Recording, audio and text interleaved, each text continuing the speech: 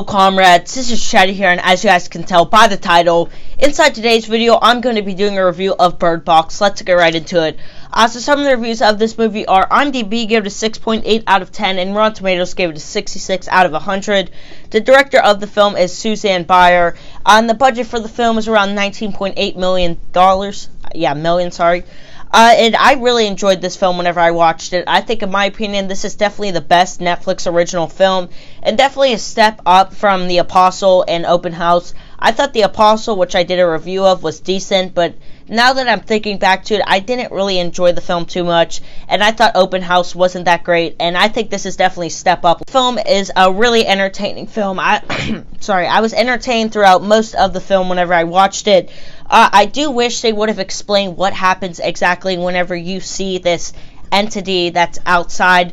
Inside the description on Google, they do mention that the fact that it shows your worst nightmare, but they never mention that inside the film, so it kind of takes you out of what exactly are they seeing, and you don't really understand it. So I do wish they would have mentioned that somehow in the movie, maybe a character mentioned it or something. I do wish inside the film they would have showed more of this destruction, since it's sort of like a post-apocalyptic world. They would have showed the effects on the world of this entity thing going around killing people, and they never really showed that. All they really showed is the main characters inside this film, and I'm not necessarily saying that's a bad thing. It's just I wish they would have showed, more of the destruction or more of this world, maybe show inside of a big city or something.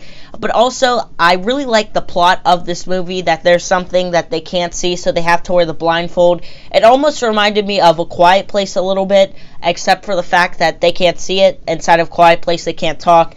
Both films are very similar, but I do think A Quiet Place is better than this film.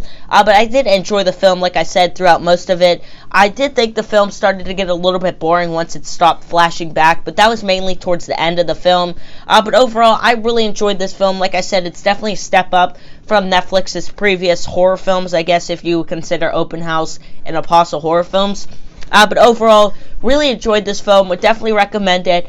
I would say it gets a little bit boring towards the end, and I would definitely recommend reading what the film's about, because you might be confused of what's going on exactly if you don't really know what the movie's about necessarily.